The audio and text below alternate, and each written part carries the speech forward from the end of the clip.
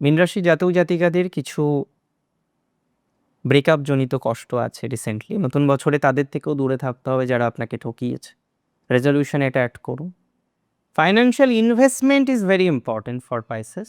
1432 বঙ্গাব্দে এই ফাইন্যান্সিয়াল বিষয়টা নিয়ে কিন্তু গভীরভাবে পরিকল্পনা করার দরকার রয়েছে।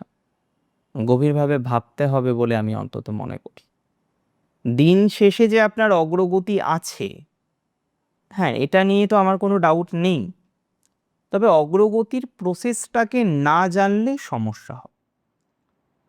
যারা বিজনেস করেন এবং বিজনেসের ক্ষেত্রে ব্যপ্ত করতে চাইছেন, বিজনেসের জায়গাটাকে অনেকটাই বেশি ডেভেলপ করার প্রচেষ্টা যাদের আছে, কিন্তু আপনি সেই সুযোগ, হ্যাঁ, সেই অবকাশ, সেই অপরচুনিটিস সেগুলো পাচ্ছেন না এবং বুঝতে পারছেন না কিভাবে এটার সমাধানযোগ্য জায়গা তৈরি করা যায়, এটা নিয়ে একটা টেনশনে থাকতে হচ্ছে কনস্ট্যান্টলি।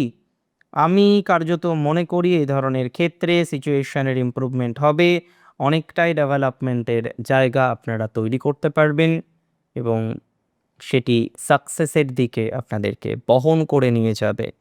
এতটুকু বার্তা আমি কিন্তু আপনাদেরকে দিতে পারি।